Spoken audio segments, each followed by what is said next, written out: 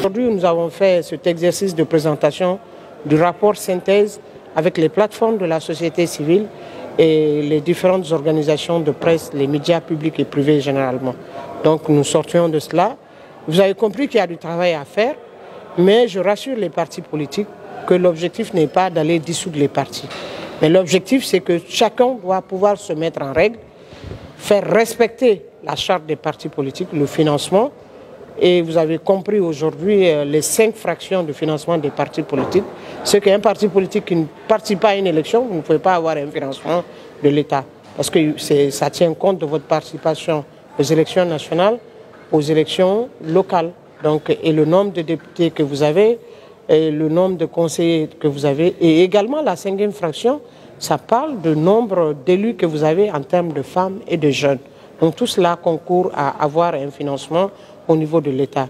C'est à la suite de la finalisation d'échanges que nous allons avoir sous les observations faites par les partis politiques qu'on va aller vers le rapport définitif et ça va nous permettre de notifier aux partis politiques, leur donner 90 jours pour se mettre en règle, pour ceux qui ne sont pas en règle.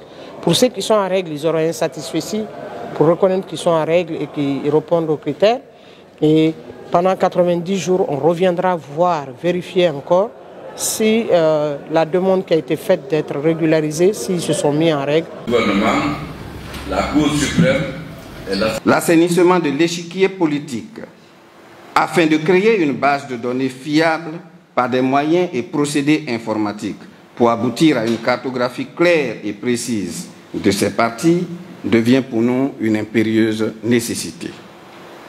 Chers amis de la presse et de la société civile, votre rôle d'information, de formation et de sensibilisation pour la mobilisation des Guinéens de tous bords, notamment les partis politiques, vers le respect des lois devient un devoir historique.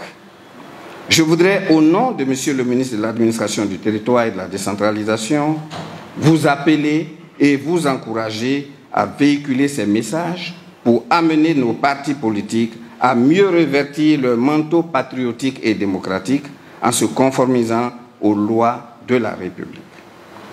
Avec cet appel patriotique à votre endroit, chers frères et sœurs, journalistes, hommes des médias j'en l'ai dit, et acteurs de la société civile, je déclare ouverte la présente session de présentation et de partage du rapport provisoire de l'évaluation des partis politiques.